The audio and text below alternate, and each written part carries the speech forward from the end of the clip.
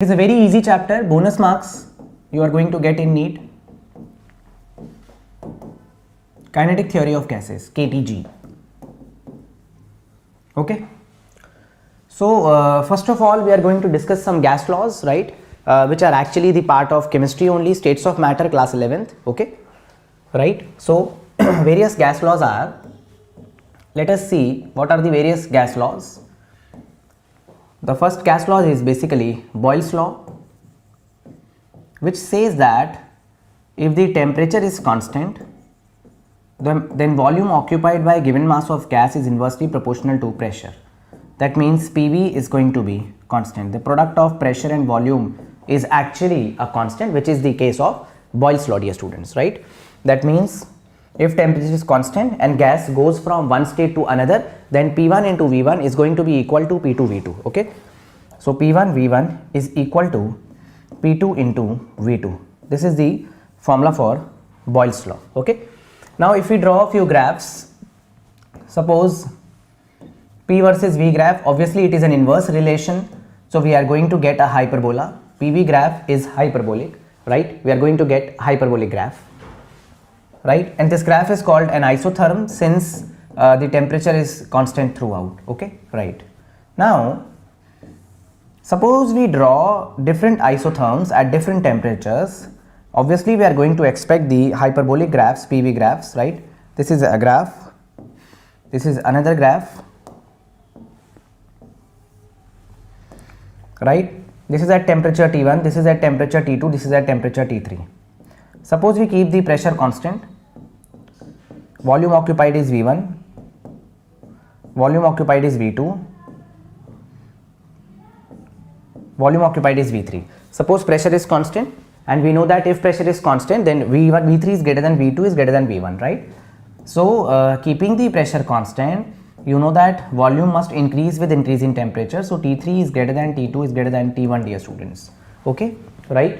So this is the graph for P versus V, and basically you can see that it is a hyperbola. Okay, if we have to plot a P versus 1 by V, it is certainly going to be a straight line, because when pressure is increased, V decreases and 1 by V increases. It is a straight line passing through origin. Okay, and ideally PV versus P has to be a straight line, although we will see that no gases are actually ideal gases, right? It is an ideal graph that PV versus P has to be a straight line. It does not vary with pressure. When you increase the pressure, volume decreases by the same amount, keeping PV to be constant. Okay, right. So this is all about Boyle's law, dear students. Now let us discuss another law, that is Charles' law.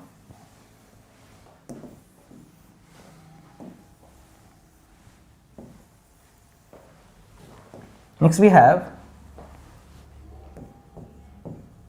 Charles' law. Okay, right. So what does that say? That pressure remaining constant, volume of a gas is directly proportional to temperature in Kelvin. That means we expect the Vt graph to be a straight line passing through origin, where capital T is a temperature in Kelvin, dear students. Also Vt is equal to V naught 1 plus T by 273. This is also another form of Charles' law, that pressure being constant, volume occupied by a given mass of gas increases or decreases by 1 upon 273 times of its volume at 0 degrees Celsius for every 1 degree Celsius rise or fall in temperature, right? See, okay, let me write this statement. Pressure remaining constant, pressure remaining constant, volume of given mass of gas, volume of given mass of gas increases or decreases by 1 upon 273 times of its volume at 0 degrees Celsius for 1 degree Celsius rise or fall in temperature. Okay, for every 1 degree Celsius rise or fall in temperature. Perfect.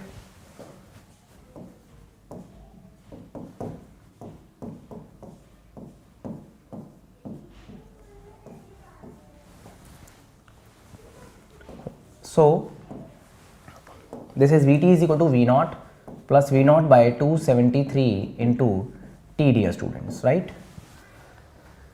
Okay, so if you write the volume at 0 degree Celsius, it is going to be V naught. Volume at 1 degree Celsius will be volume at 0 degree Celsius plus 1 by 273 times of volume at 0 degree Celsius. Again, volume at 2 degree Celsius is going to be V naught plus V naught by 273 plus V naught by 273, that is 2 V naught by 273. Okay, dear student, and so on. Okay, if we plot a graph between volume at T degree Celsius versus not temperature in Kelvin but versus temperature in degree Celsius, what do we expect or what the graph is going to be? Let us see. So volume at T degree Celsius, right, versus temperature in degree Celsius. Okay, so this is going to be a simple graph, right, and this point is going to be V naught, volume at 0 degree Celsius.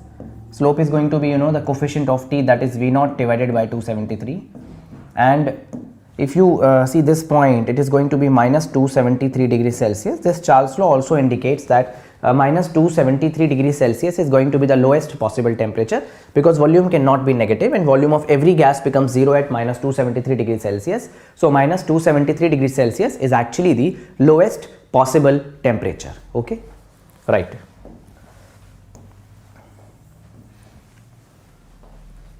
Now let us discuss the Gay-Lussac's law or pressure law, dear students. After Charles' law, let us discuss Gay-Lussac's law or pressure law. Gay-Lussac's law, or you say it to be pressure law, right? So volume is constant. Again, pressure exerted by a given amount of gas is directly proportional to temperature in Kelvin. So pressure versus temperature is going to be a straight line passing through origin, right? Also, Pt is equal to P naught 1 plus T divided by 273. This is pressure at T degree Celsius, right? This is pressure at 0 degree Celsius. This is temperature in definitely degree Celsius, right? So if you plot a graph of pressure at T degree Celsius versus temperature, you are again going to be going to get a straight line, right? Pt versus T is again a straight line, dear students. Lowest possible temperature being minus 273, this point being P naught, slope being P naught divided by 273, slope being P naught divided by 273, I suppose. Okay, dear students, right? Kindly note down.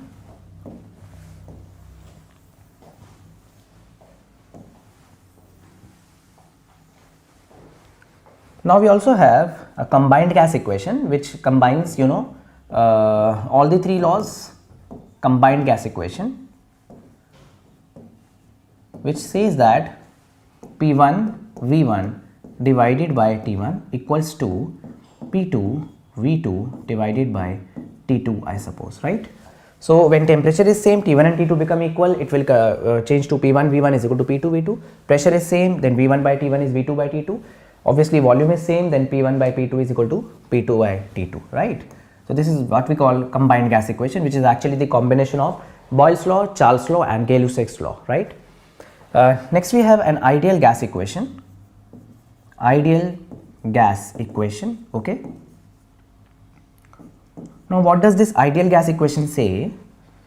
That the volume occupied by a gas is directly proportional to temperature in Kelvin. Volume occupied by a gas is inversely proportional to pressure. This was the case of Charles' law. This was the case of Boyle's law, and also Avogadro's law says that volume is directly proportional to number of moles, right? Equal volumes of all gases under similar conditions of temperature and pressure have equal number of moles or molecules, right? So volume is directly proportional to NT divided by P. PV is proportional to NT, right? Let us remove the proportionality sign. We are going to get the constant as PV is equal to nRT, right dear students? This is called an ideal gas equation. Ideal gas equation, right? And we can also find the relation between the density, right? See this value of R is very important. Depending upon the units of pressure and volume, we use the different values of capital R, which are, you know, R is equal to 8.314 in SI units, that is joules per Kelvin per mole. So how do you identify that pressure should be in Pascal or Newton per meter square, volume should be in meter cube? Then you have to use this value of R. R is also 0.0821 liter ATM per Kelvin per mole, right? And pressure is in ATM, volume is in liters, right? Also the value of R is, you know, 0.083 liter bar per Kelvin per mole, right? And this is bar, this is, you know, liters. Okay dear students, I hope you are getting it, right? So we are also using this ideal gas equation to find the relation between density and molar mass. So this is the relation between density and molar mass of gas, density and molar mass of gas. Okay, you know that PV is equal to nRT, right? You know that PV is equal to nRT, right? And number of moles are actually given mass divided by molar mass into RT, right? PM is equal to given mass by volume into RT. Mass by volume is actually density, so PM is equal to dRT, right dear students? Density of a gas is equal to pressure molar mass divided by gas constant into temperature, right? So when ideal conditions, suppose you have the conditions under similar conditions of temperature and pressure, right? If P and T are same, if pressure and temperature are same, that means there are similar conditions of temperature and pressure, then d1 by d2 is equal to actually m1 by m2, right?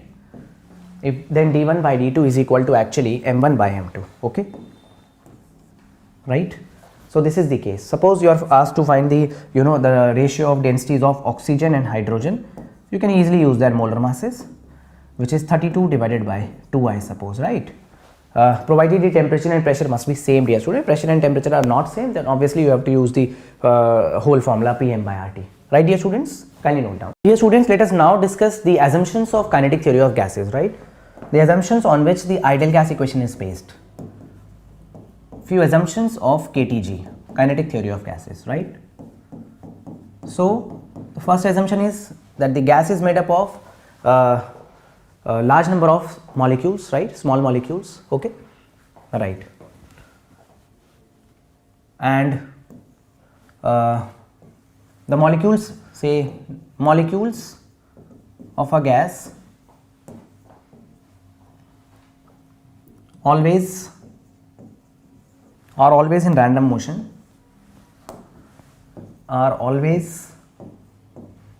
in random motion, they collide with themselves as well as with the walls of the container. They collide with themselves as well as with the walls of container, right?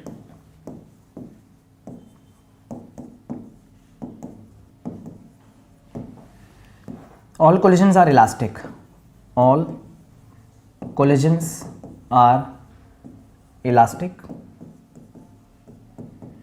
Size of a molecule is small as compared to the distance between molecules. Size of a molecule is small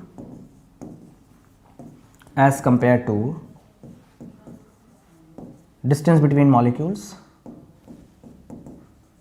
distance between them, right? Also the time of collision is very small as compared to the time taken to travel from time taken between two collisions, right? time of collision is small, time of collision or time of contact is small as compared to time taken between two collisions, right, as compared to the time taken between two collisions. Okay,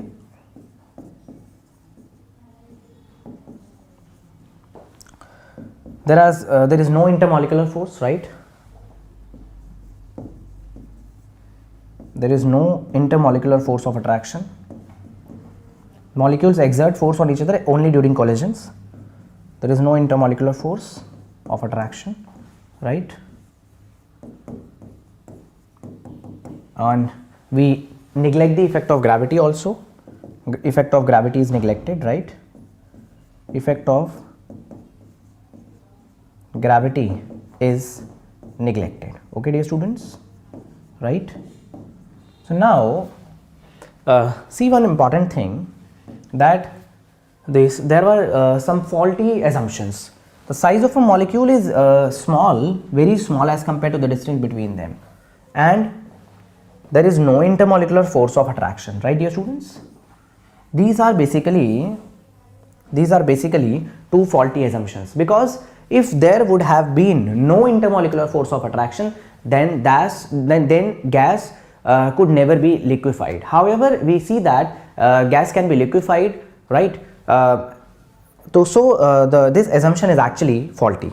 And also the size of molecule, yes, it is true that size of the gas molecule is very small as compared to the total volume occupied by the gas, right? Total volume in which the gas is spread is very large and volume of an individual molecule is very small.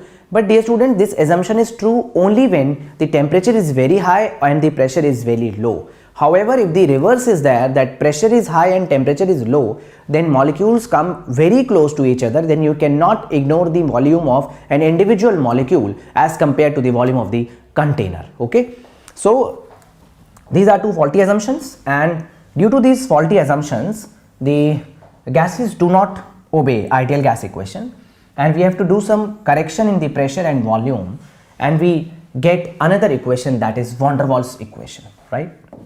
So next equation is, dear students, van der Waals equation. Next equation is van der Waals equation. Okay, van der Waals equation. So what is that? It is for real gases. P plus A by V square, this is for 1 mole, into V minus B equals to RT for n moles. P plus A n square by V square into V minus NB equals to n RT. This is for n moles. This is for 1 mole, dear student. This is for 1 mole, and obviously this is for n moles. Okay, right. And small a and small b are van der Waals constants. A tells us the intermolecular force of attraction.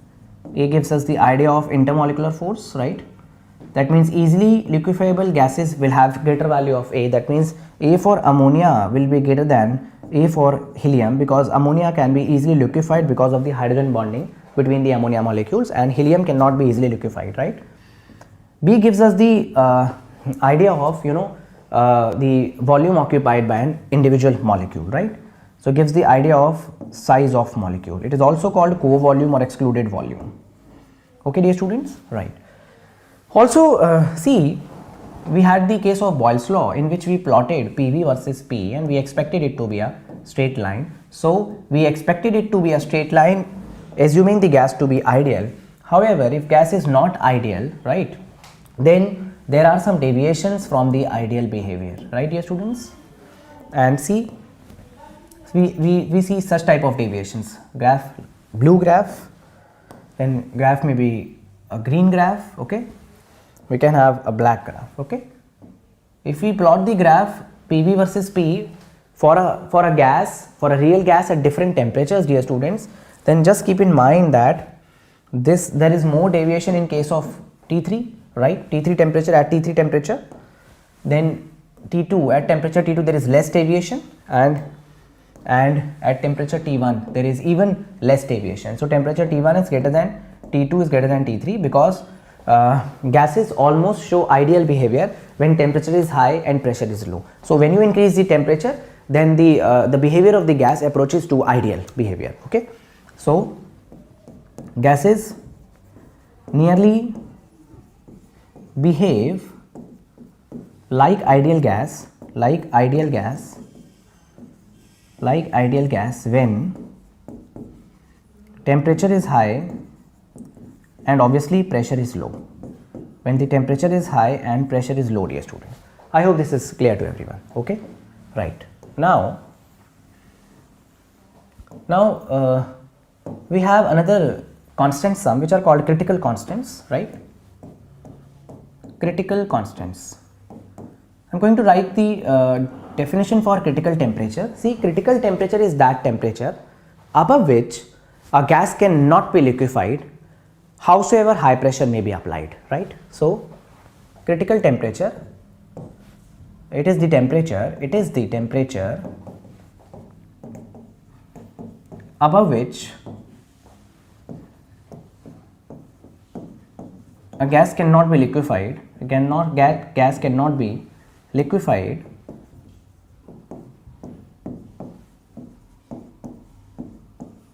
howsoever high pressure may be applied.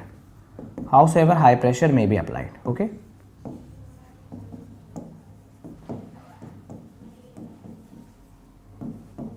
and dear students, the corresponding values of volume and pressure at critical temperature are called critical constants. Vc is equal to 3b, okay, and we have Tc and then Pc. Tc is 8a by 27 Rb and this is a by 27b square. Okay, right. So we have the value for critical volume, critical temperature and critical pressure, right dear students? Symbols have their usual meaning. Okay, right. Also keep in mind that we had the van der Waals equation here, P plus A by V square into V minus B equals to RT. So at critical pressure, critical volume, critical temperature, this value of dP by dV is 0. Rate of change of pressure with volume becomes 0, dear students. Dear students, let us now study a new topic, that is degree of freedom. Okay, degrees of freedom. See, degrees of freedom are basically the total number of independent quantities that we must know in order to define the system, right? Or you can say that in how many ways a molecule can possess energy basically is the degree of freedom. Okay, see, we have a shortcut formula for degree of freedom. It is, given by 3 times A minus capital R, where A is number of particles, and capital R is number of independent relations. Capital R is number of independent relations. Okay, suppose, let us take some examples now. Suppose, dear students, we have a diatomic gas, right? Suppose we have a diatomic gas, right? Right. So it has 2 particles and the bond length between them is their relation. So degree of freedom is actually 3a minus r, that means 3 into 2 minus 1. So degree of freedom for a diatomic gas is, dear students, 5. Okay, now if you have a monoatomic gas, so just understand one thing, that for a monoatomic gas we have one particle, it has no relation with the other particle. So degree of freedom is going to be 3a minus r, that means 3 into 1 minus 0. Degree of freedom is equal to 3 in this case, right? Now you have a triatomic linear gas, right? Triatomic linear gas, dear students. Here the number of particles are 3 and number of independent relations are 2. Degree of freedom equals to 3a minus r, right, which is 3 into 3 minus 2, and degree of freedom is actually 7. Okay, dear students, right? Now we have triatomic nonlinear non-linear gas, right? Triatomic non-linear. Okay.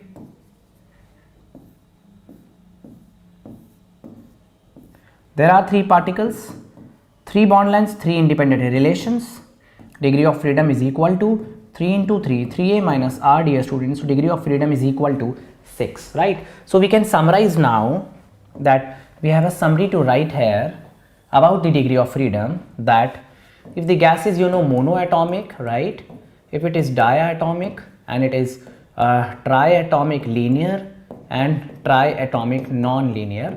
So degree of freedom actually for a monatomic gas is 3, for a diatomic gas it is 5, for a triatomic linear gas degree of freedom is 7, for a triatomic non-linear gas degree of freedom is 6, dear students. Okay, right. Now understand one thing.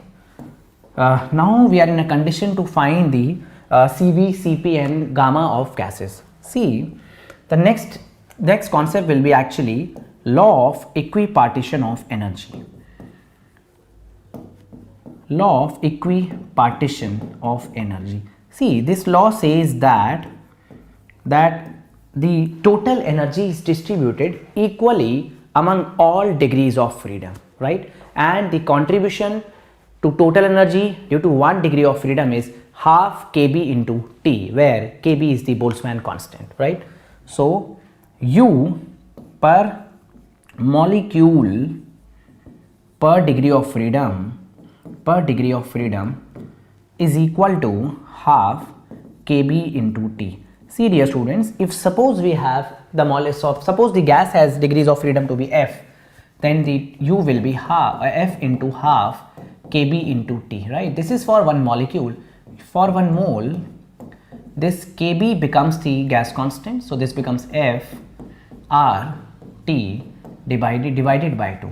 Okay. Now, do you know what is CV? Molar heat capacity at constant volume. CV is actually du by dt. Okay, so we get the value of CV as FR by 2, right? And Cp is equal to Cv plus R according to Mayer's formula. So we get Fr by 2 plus capital R. Now also gamma is given by Cp by Cv, right?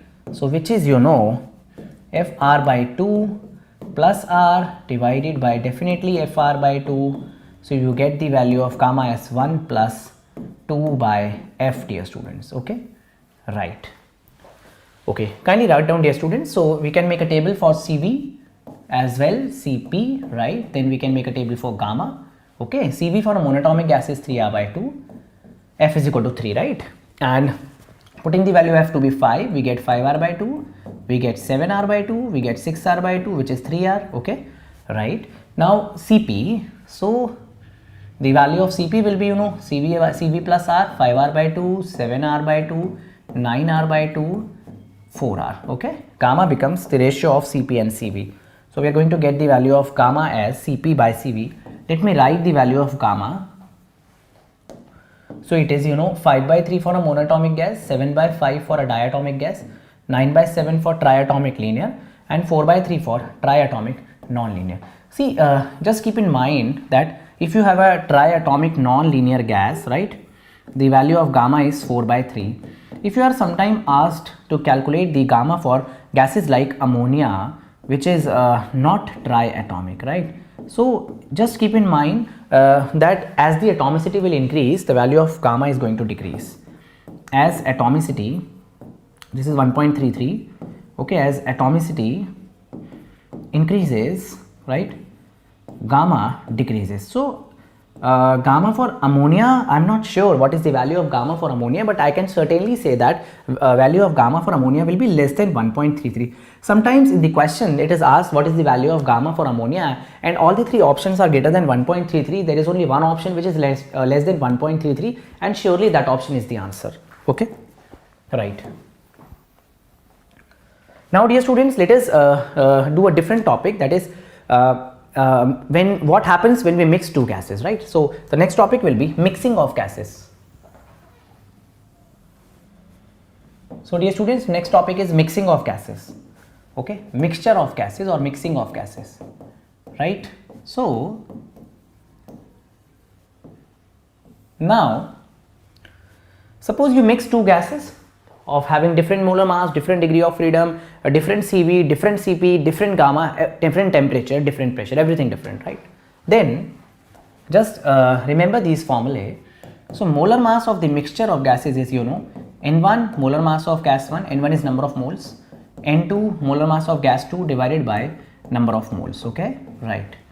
Now suppose you are interested in knowing the CV of mixture of gases, which is very important, you know, for NEET point of view. These are very important things. CV mixture is N1 CV1 plus N2 CV2 divided by definitely N1 plus N2. Suppose you are asked to calculate Cp of mixture. This is actually again N1 Cp1 plus N2 Cp2 divided by definitely, dear students, N1 plus N2, or you can simply write this to be as Cv of mixture plus capital R, I think, okay. Now suppose you are interested in knowing the value of gamma of mixture. So how do we get the value of gamma of mixture? See, gamma of mixture is actually the ratio of Cp of mixture of gases divided by, you know, Cv of mixture of gases, right?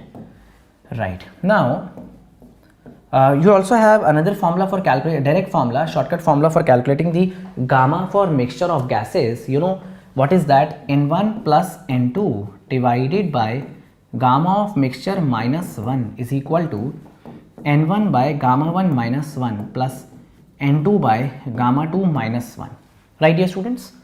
Now the degree of freedom for mixture of gases. So degree of freedom for mixture of gases, you have a formula F1 into N1 plus F2 into N2 divided by definitely N1 plus N2.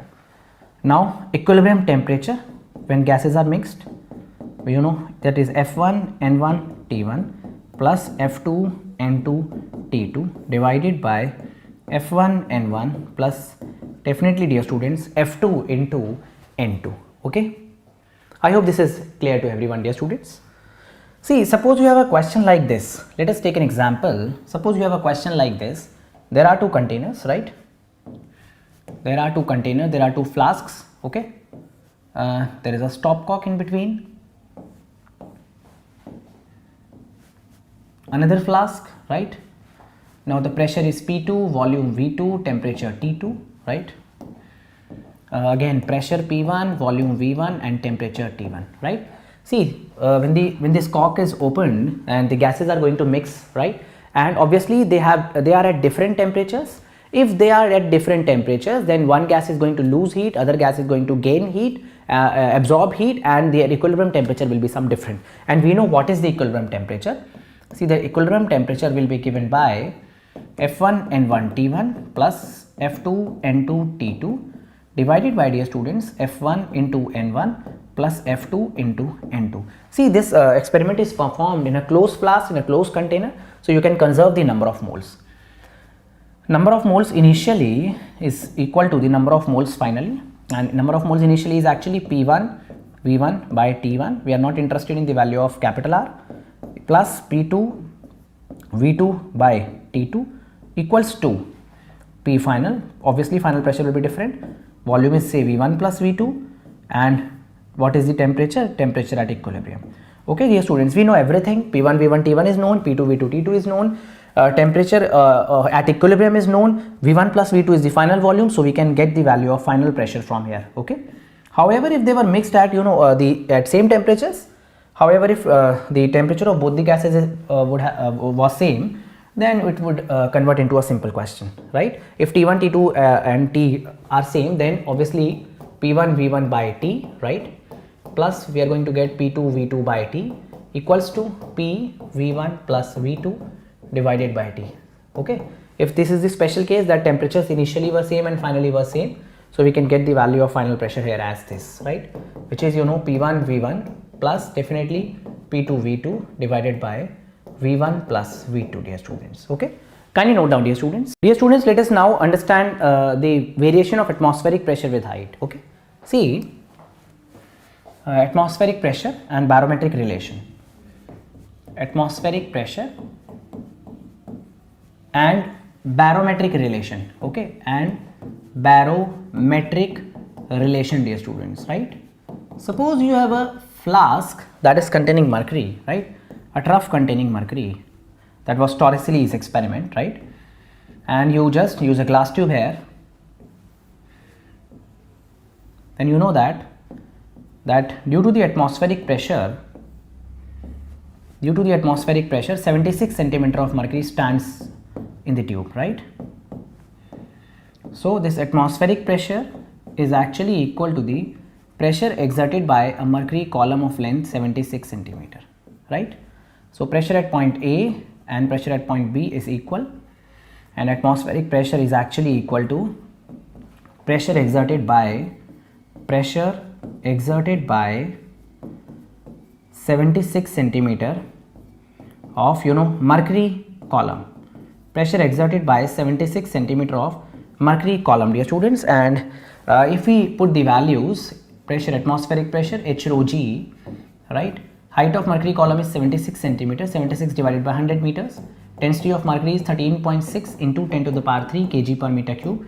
Taking the value of G to be 9.8, we get the value of atmospheric pressure as 101,325 Pascal, which is also called 1 atm, which is also called 1.01 bar, which is also equivalent to pressure exerted by 76 centimeter of mercury, which is also equal to 760 mm of mercury column, and which is also equal to, dear students, 760 torr. These are all units for the pressure, right, dear students?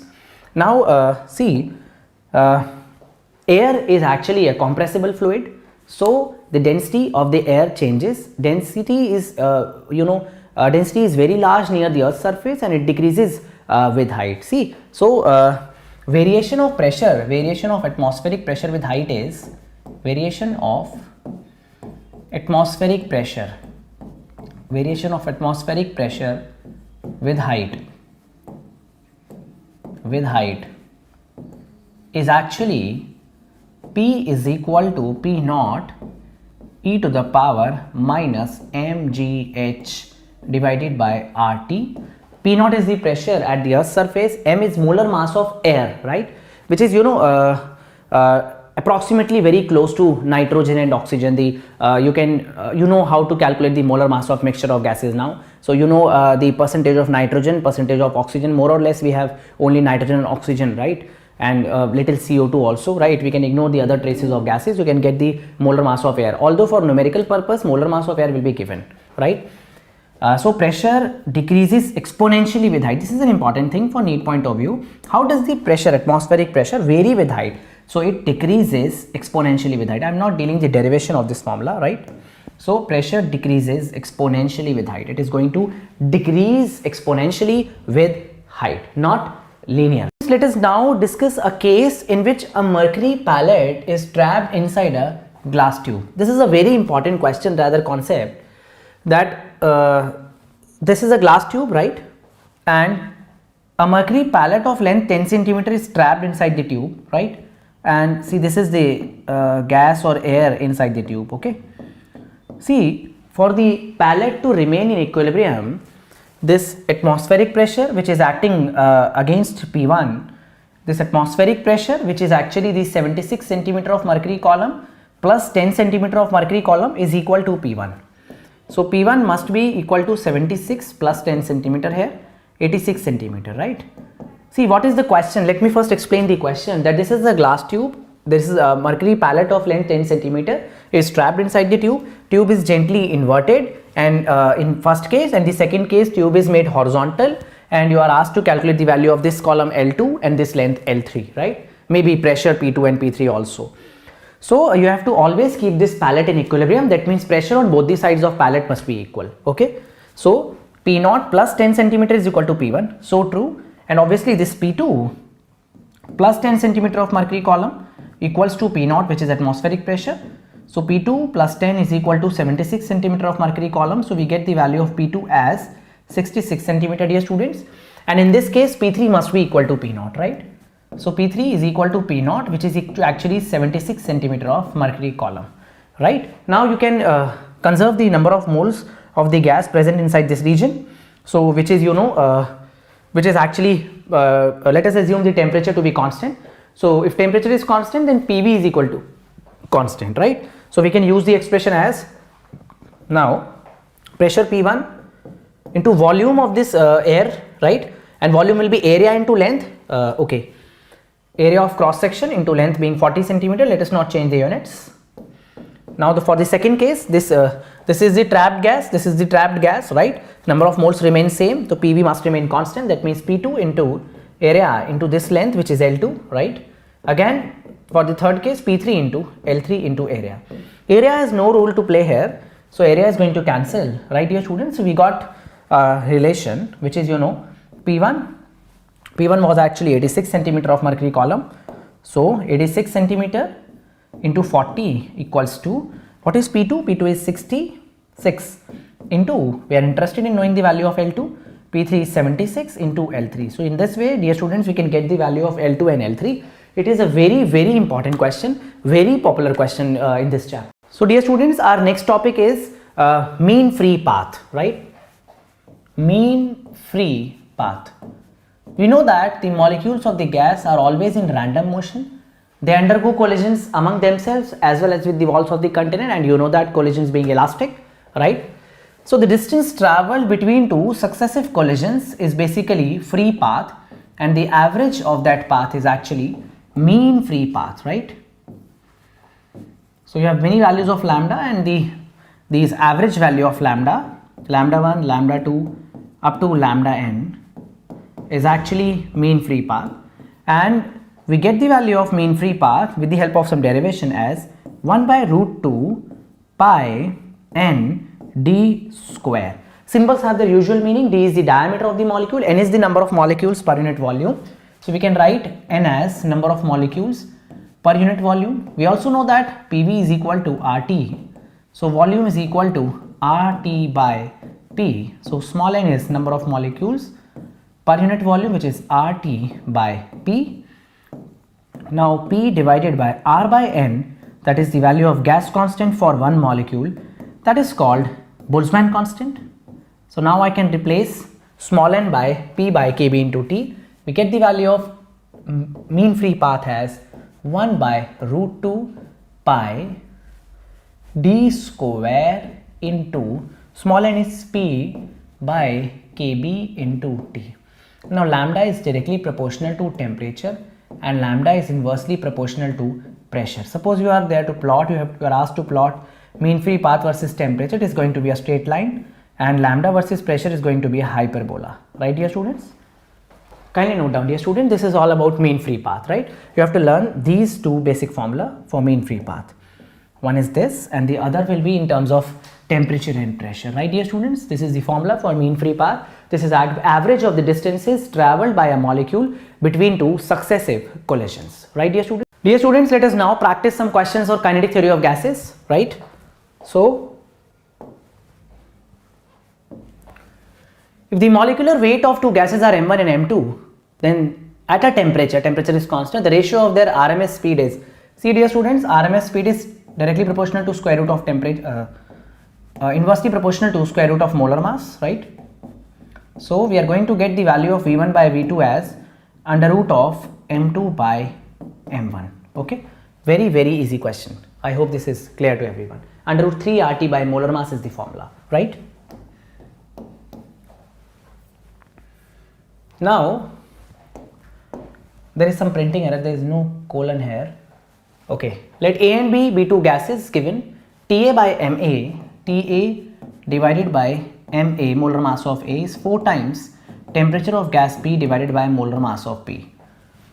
Okay, if Ca and Cb are their RMS speed, so Ca divided by Cb is actually under root 3 R Ta by Ma divided by under root 3 R Tb divided by Mb, right? So Ca by Cb here becomes equal to under root of Ta by Ma into Mb divided by Tb, okay, right. Now we have the ratio as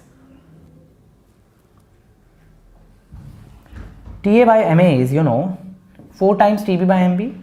This is 4 times TB by MB into MB by TB, right? So CA by CB comes out to be 2, dear students. The ratio is actually 2 here. Easy one, very easy question. The equation of gas in terms of pressure, temperature and density is, see, we know that density is equal to Pm by RT, right? And P divided by D into T equals to molar mass divided by capital R, I suppose. Is it? No, it is not. P divided by dt is basically equal to R by M. Okay. Yes. R and molar mass of the gas does not change. So P1 by D1 into T1 is going to be equal to P2 by definitely D2 into T2, dear students. So we got the answer as P1 by T1 D1 is equal to P2 by T2 D2, right?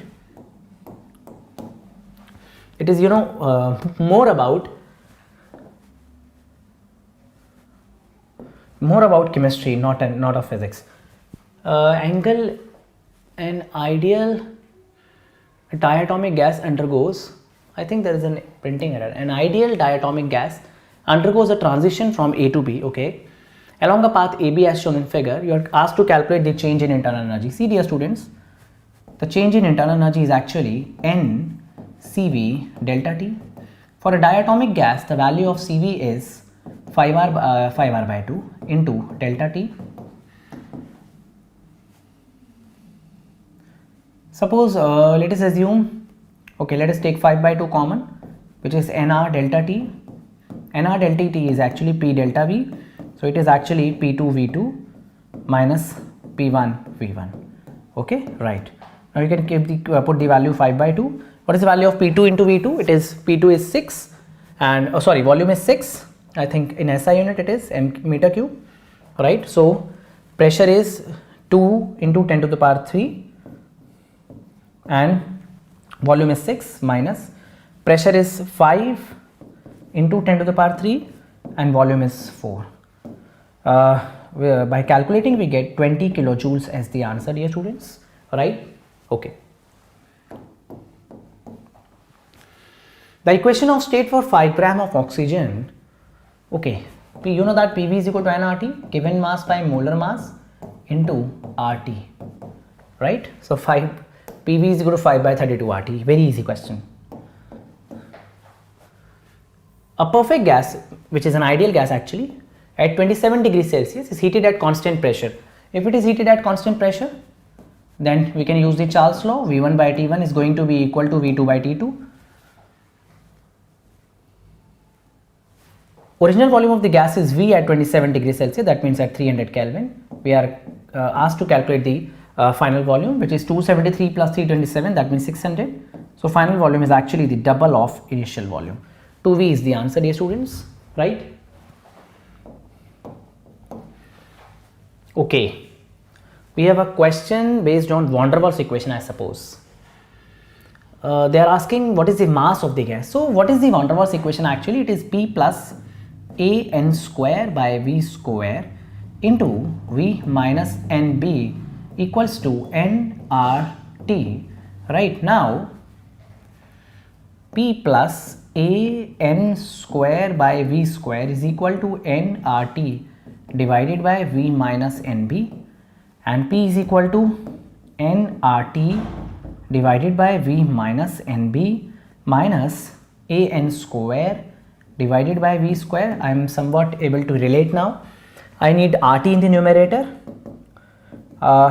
divided by V by N minus B, I suppose, minus, yes it is AN square, sorry, it is minus AN square by V square. I can just compare the coefficient of V. It is 1 by N there, it is 2 there. So N is equal to 1 by 2 moles. When it is 1 by 2 moles and we have half mole and we have CO2 gas. So molar mass of CO2 is 44, half mole is 22 grams, right? Okay, dear students, easy one. For 1 gram mole of an ideal gas, the value of R is, see, R is a constant. R is a constant and R value of R is actually approximately 2 calories per Kelvin. Okay, right.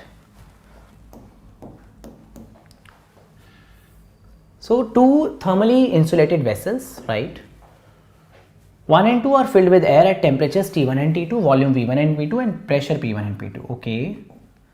So pressure is P1, volume V1, temperature is T1, right?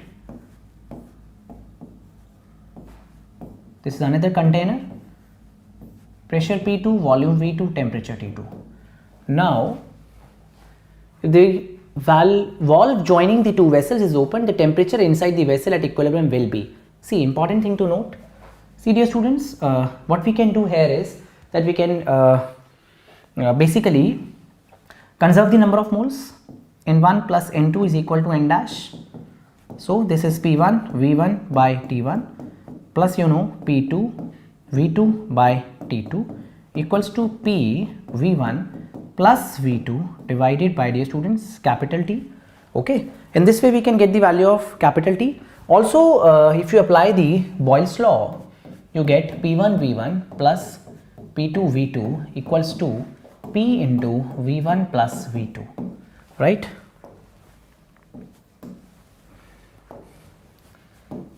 So you can get the value of P as P1 V1 plus P2 V2 divided by V1 plus V2. Okay.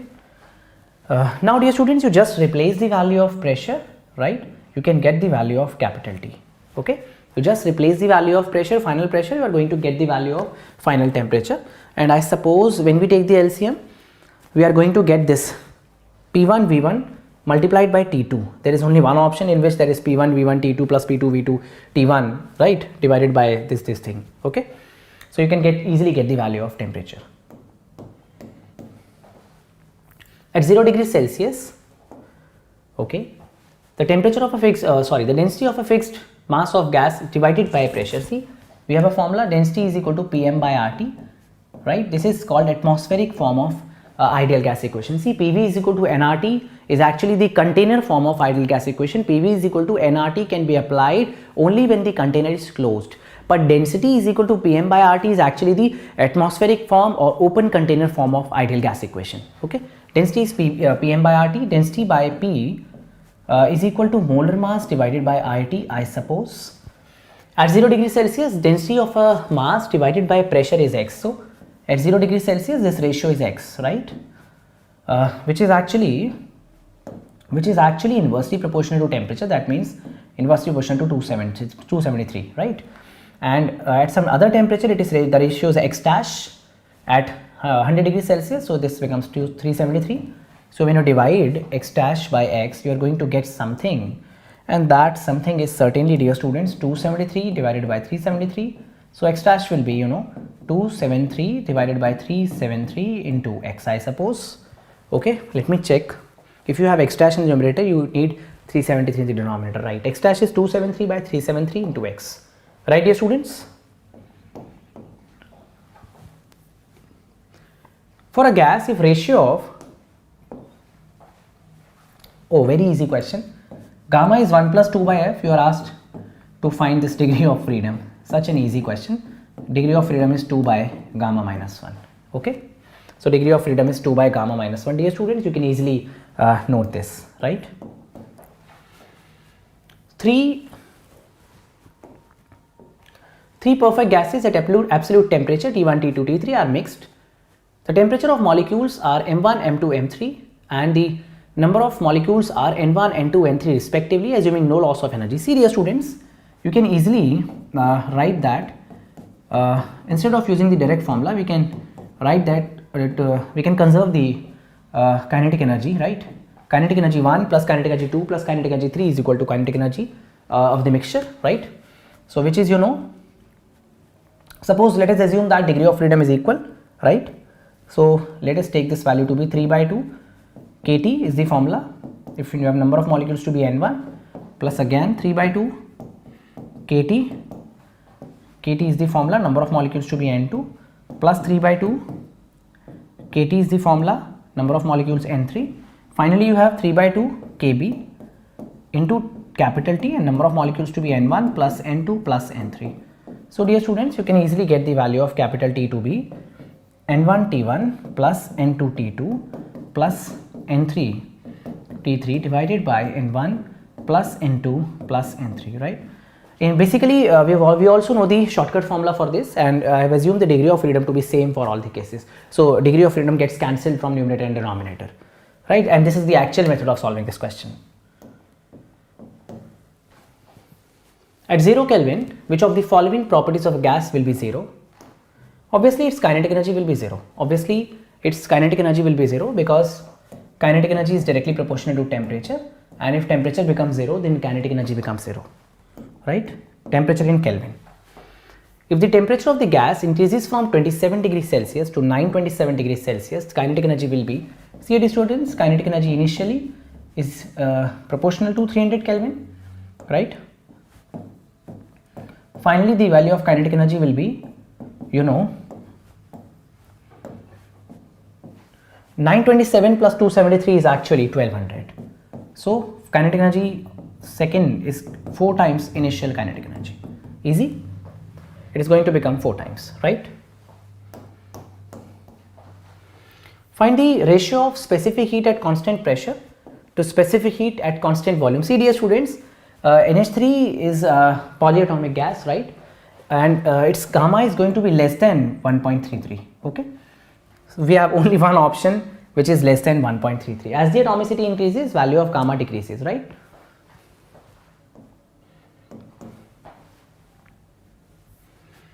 The root mean square speed of the molecules of a diatomic gas is V, and we know that it is directly proportional to temperature. When the temperature is doubled, okay, we have to use the complete formula.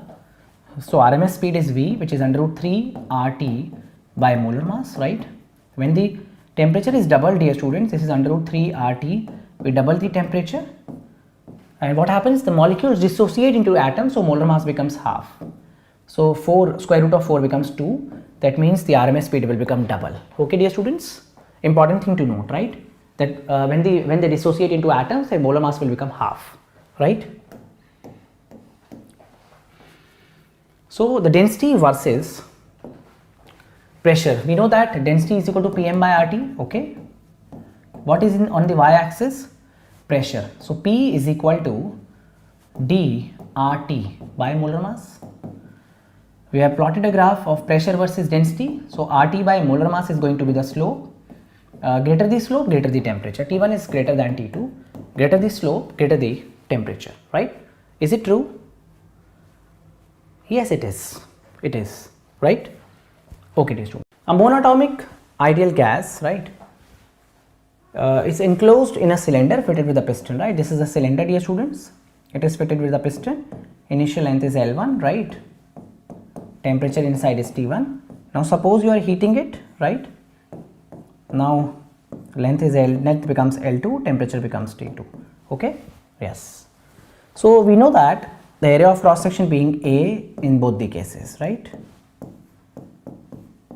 Now let us take an example. T1, V1, adiabatic. Is it adiabatic? Is it adiabatic? Yes, it is adiabatic. Is equal to T2, V2. I was expecting it to be adiabatic, right?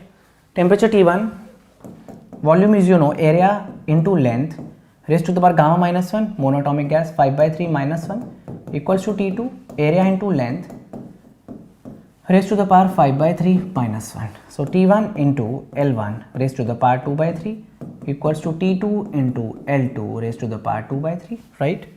Now T1 by T2 equals to L2 by L1 raised to the power 2 by 3. Right, dear students? We could easily get the answer, right? I am giving the questions very quickly, right? See, 2 moles of an ideal gas, number of moles are 2, right?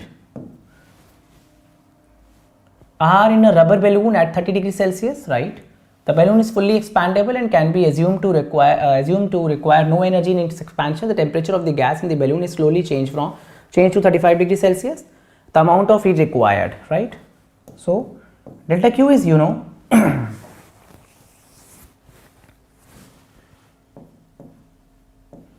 delta U plus P delta V, okay, right? This is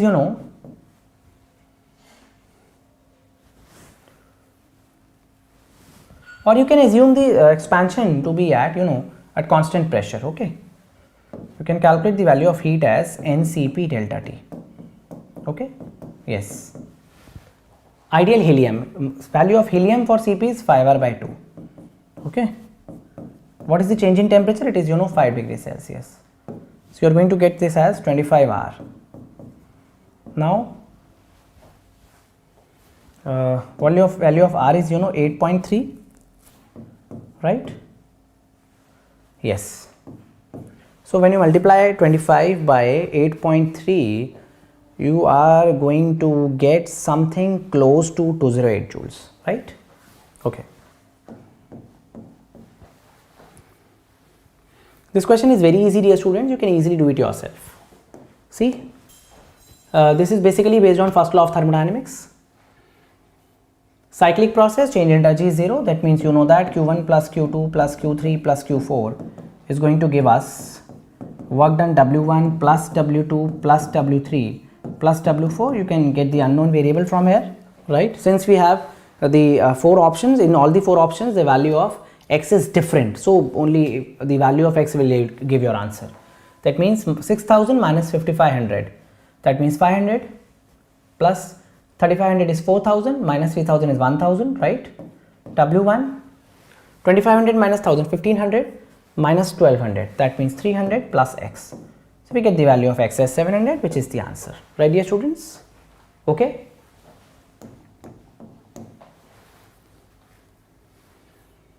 Two cylinders A and B, okay, fitted with pistons contain equal amounts of an ideal diatomic gas. Important thing, diatomic gas, temperature is 300 Kelvin. The piston of A is free to move while that of B is held fixed, right? Okay. When it is free to move, see dear students, then that means it is at constant pressure. When it is fixed, that means it is constant volume. Okay. The same amount of heat is given to the gas in each cylinder. Rise in temperature, right? So heat is for the case A, heat must be NCP delta T, right? And for case B, the heat given must be NCV delta T, right? Because the second one is at constant volume and the first one is at constant pressure, right? Heat is equal. So NCP delta T in case 1 is equal to NCV delta T for the other case, right? Now number of moles get cancelled. Okay, delta T for the first case is 30, right? And delta T for the second case, we are asked to calculate. Cp by Cv is gamma, gas is gas is diatomic, so this is 7 by 5 times, right? So we get the answer as 42 Kelvin. Okay, right.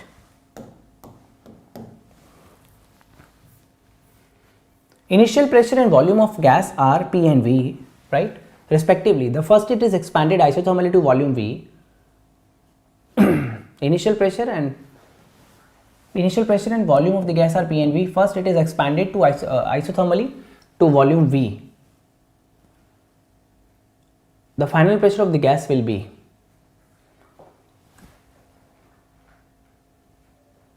first, it is expanded isothermally to volume V. Volume is not changing, pressure also not changed, right? I think there is some error in the question. First, it is expanded isothermally to volume V, then it should be expanded isothermally or expanded adiabatically, expanded isobarically, whatever, right? There should be something else on the also in the question. So, but initial pressure and volume is same, final volume is also V, process isothermal, P1 V1 is equal to P2 V2, so pressure must be same, right? Actually, I don't think that question is correct, right? There is some error in the question. Okay, now system goes from A to B via 2 process, right? Obviously, dear students, the internal energy is going to be same in both the cases. Yes, it is. Internal energy is same in both the cases because internal energy is a state function. We are able to do the question. Okay, a thermodynamic system is taken through a cycle PQR, PQRS, right? Net work done. What is the net work done? Okay, see, it is a PV diagram. So area under PV diagram is going to give the work done. Cycle is anti-clockwise, so work done is negative. Cycle is clockwise, work done is positive. And area of the rectangle is going to be 200 minus 100, that is 100 kilopascal, that means 10 to the power 3 Pascal. Volume is 200 into 10 to the power Definitely minus 6, dear students, right? So we have to consume 6 powers, 1, 2, 5, 6, right? In this, right? So the answer will be minus 20 joules. So easy question. Why it is minus? Cycle is anti-clockwise, then it is minus. If cycle would have been clockwise, then answer would have been plus, right? An ideal gas goes from state A to state B, right? This is the diagram, dear students. The ideal gas is going from one state to the other state through different, different paths. This is path 1, this is path 2, and this is, path 3, okay? Right. This is the PV diagram, okay? Right. Now, obviously the internal energy is going to be same all the cases.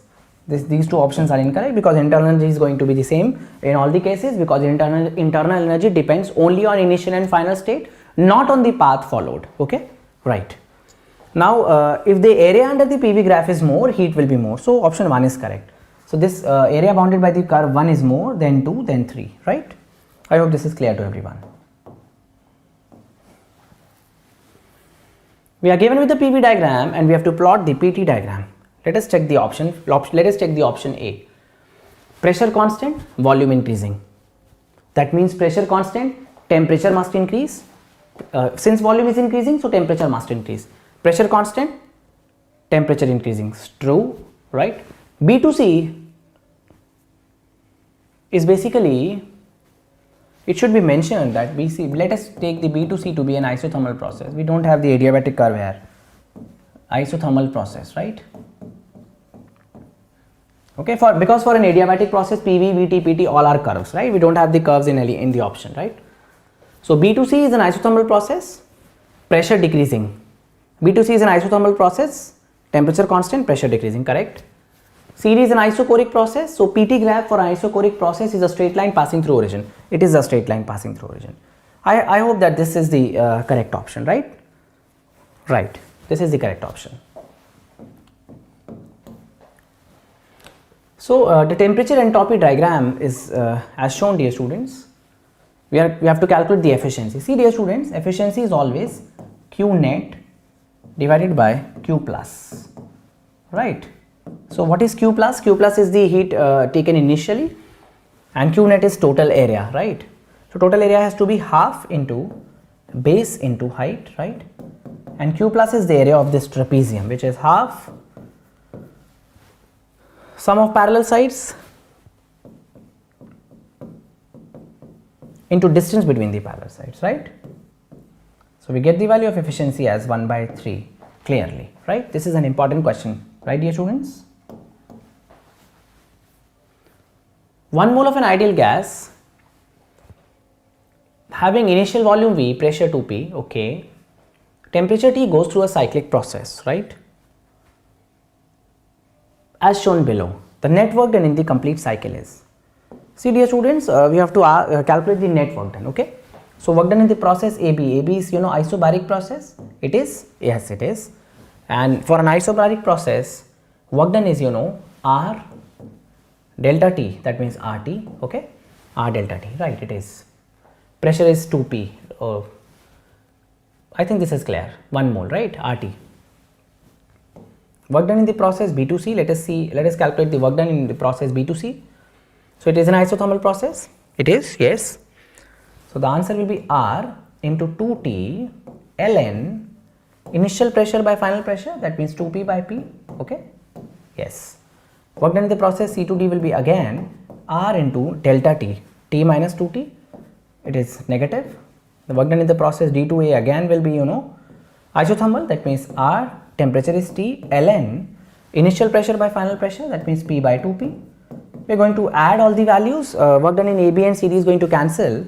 Net work done is 2RT ln 2, right, plus RT ln 1 by 2. Ln 1 by 2 will become minus, this will become minus RT ln 2, right? Okay, so we get the answer as RT ln 2, okay? This is, RT ln 2, right, dear students? I hope this is clear to everyone.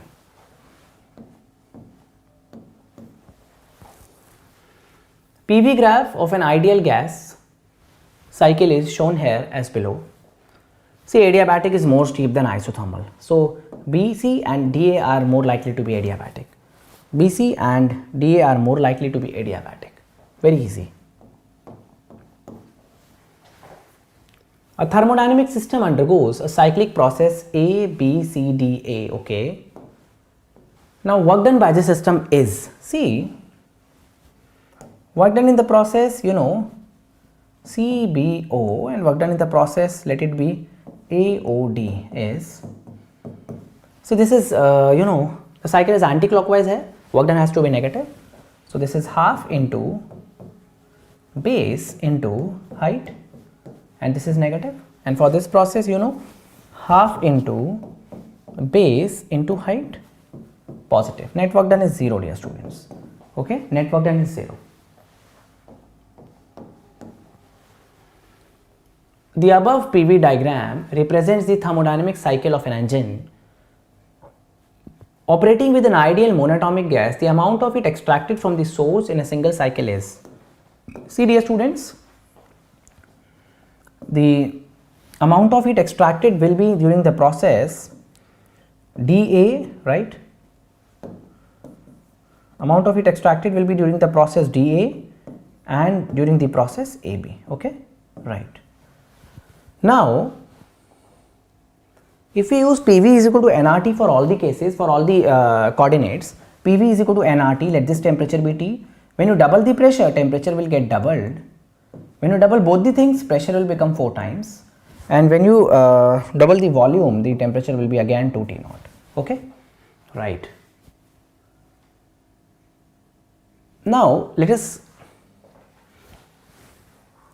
calculate the heat for the process D2A.